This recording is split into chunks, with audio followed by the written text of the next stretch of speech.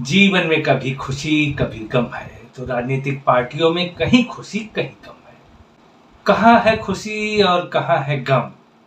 नमस्कार, आप देख रहे हैं अपनी बात अनिल के साथ। आज दिन था केजरीवाल और विपक्ष के खुश होने का, तो वहीं केंद्र सरकार के दामन में सुप्रीम कोर्ट से मायूसी आई। माननीय सुप्रीम कोर्ट ने जम्मू कश्मीर में 5 अगस्त 2019 को धारा 370 के कुछ अंशों को हटाए जाने के विरुद्ध दायर याचिका को सुनवाई के लिए स्वीकार कर लिया है। कोर्ट के इस निर्णय से विपक्षी खेमे, विशेषकर पीडीपी और नेशनल कॉन्फ्रेंस, थोड़ा खुश होने का मौका तो मिल ही गया है। इस केस की सुनवाई 5 जजों की कॉन्स्टिट्यूशन बेंच 2 अगस्त से रोजाना करेगी। आपकी जानकारी के लिए बता दूं कि इस मुकदमे से आईएएस शाह फैसल और जेएनयू की पूर्व छात्र नेता शहला रशीद ने अपना नाम वापस लेने की अर्जी दी थी, लेकिन सरकार को कोई आपत्ति न होने के कारण न्यायालय ने उनके इस अनुरोध को स्वीकार कर लिया। यानी अब आईएएस शाह फैसल और शहला रशीद इस केस की याचिकाकर्ता नहीं है। इस केस में केंद्र सरकार ने कोर्ट को बताया था कि धारा 370 के कुछ अंशों को हटाए जाने के बाद जम्मू कश्मीर की शांति, विकास और समृद्धि में अभूतपूर्व परिवर्तन महसूस किया जा रहा है, जबकि याचिकाकर्ताओं का तर्क है कि वहां पर बहुमत का प्रयोग करके असंवैधानिक तरीके से धारा 370 के अंशों को हटाया गया है। अब इंतजार करना है कि कोर्ट क्या फैसला देता है। यहाँ ध्यान देने वाली बात है कि जहां सुरक्षा का प्रश्न आ जाता है, वहां कोर्ट के पास भी बहुत कुछ नहीं होता है कहने को, लेकिन वो माननीय है, कुछ ही फैसला दे सकते हैं और उसको स्वीकार करना हमारा धर्म है। अब आ जाते हैं केजरीवाल जी की खुशी पर। ईडी के डर से पूरा विपक्ष एक हो गया और मंसूबे पालने लगे मोदी को सत्ता से दूर फेंकने की। चुनाव अभी दूर है और ये भी पता नहीं कि मोदी को फेंक देंगे या खुद फेंके जाएंगे, लेकिन फिलहाल विपक्ष को ईडी के डायरेक्टर संजय कुमार मिश्रा को फेंकने में सफलता मिल ही गई। विपक्ष द्वारा ईडी के डायरेक्टर संजय कुमार मिश्रा के सेवा विस्तार के विरुद्ध सुप्रीम कोर्ट में याचिका दायर की गई थी। उसका निर्णय कल मंगलवार को माननीय न्यायालय द्वारा दिया गया, जिसमें कहा गया है कि ईडी डायरेक्टर का सेवा विस्तार अवैध है।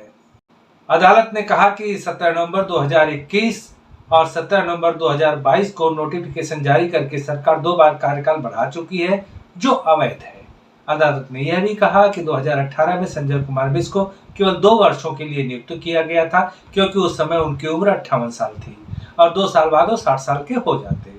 लेकिन वर्ष 2020 में सरकार ने संशोधित नियुक्त पत्र जारी कर दिया और इस नियुक्त पत्र में उनका कार्यकाल 2 साल से बढ़ा करके 3 वर्ष कर दिया गया और इस आदेश को पूर्ण प्रभाव से लागू किया गया। अदालत का मानना था कि रिट्रोस्पेक्टिव डेट से ऑर्डर को रिवाइज करना और कार्यकाल बढ़ाना केवल विशेष अपरिहार्य परिस्थितियों में करना चाहिए। अदालत ने संजय कुमार मिश्रा को 31 जुलाई 2023 तक उनके पद पर बने रहने की अनुमति दे दी है। अर्थात केंद्र सरकार को एक नए ईडी यानी इन्फोर्समेंट डायरेक्टरेट के डायरेक्टर की तलाश करनी पड़ेगी। ईडी डायरेक्टर के हटने से केजरीवाल और विपक्ष को क्या मिलेगा? तो उत्तर है कि इनको थोड़ी सी मोहलत मिलेगी, क्योंकि नए डायरेक्टर को सेट होने में थोड़ा समय लगेगा और थोड़ा कार्यशैली में भी अंतर होता है व्यक्ति के बदलने पर। अपने माताओं के साथ सामंजस्य बिठाने में भी समय लगता है और इन सब से जितना समय लगेगा उतनी ही मोहलत मिलेगी। अब यह मोहलत किसको मिलेगी यह मैं नहीं, भ्रष्टाचार करने वाले ही जानते हैं, लेकिन बताते नहीं सिवाय केजरीवाल के। ऐसा मैं इसलिए कह रहा हूं कि उन्होंने कहा सत्येंद्र जैन को ईडी गिरफ्तार करेगी तो कर लिया, मनीष सिसोदिया के लिए भी कहा कि ईडी गिरफ्तार करेगी तो कर लिया, लेकिन केजरीवाल अपने लिए क्यों नहीं बोल रहे हैं? तो इसके 2 कारण है। पहला कि उनकी बात सत्य कर देते हैं ईडी वाले, इस डर से नहीं बोल रहे हैं, और दूसरा कि उनके पास कोई विभाग नहीं है। उनके पास केवल एक अघोषित विभाग है जिसका नाम है सरकारी संपत्ति दुरुपयोग एवं आहरण विभाग। इस विभाग में न तो कोई एम्प्लॉय है और न ही कोई चिट्ठी पत्री आती जाती है। यहाँ न कोई खाता है न बही। यहाँ केजरीवाल बोलेगा होगा वही। अदालत के आदेश के बाद गृह मंत्री अमित शाह की भी प्रतिक्रिया आई है। उन्होंने कहा है कि यह महत्वपूर्ण नहीं है कि ईडी का डायरेक्टर कौन है, जो कोई भी होगा वह विकास विरोधी मानसिकता रखने वाले परिवारवादियों के बड़े पैमाने पर भ्रष्टाचार पर नजर रखेगा। अमित शाह जी पहेलियां क्यों बुझा रहे हो? सीधे सीधे कह क्यों नहीं देते कि बकरे की मां कब तक खैर मनाएगी?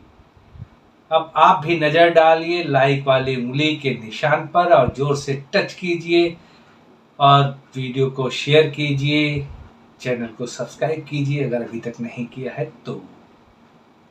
नहीं, चलने से पहले एक चीज बता दूं कि दिल्ली हमारी पूरा झीलों का शहर बन गया है। अब ये अलग बात है कि केजरीवाल द्वारा बनाई गई झीलों का शहर नहीं बना है, यह बारिश द्वारा झीलों का शहर बन गया है।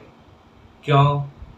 अब जनता रो रही है कि एमसीडी भी इसके हवाले कर दी। पहले दिल्ली इसके हवाले कर दी, अब एमसीडी भी कर दिया। अब रोने के अलावा कोई चारा नहीं है। चलिए, आप अपना और अपनों का ध्यान रखिए और मुझे आज्ञा दीजिए। मिलूंगा अगली वीडियो में, तब तक के लिए नमस्कार, जय हिंद।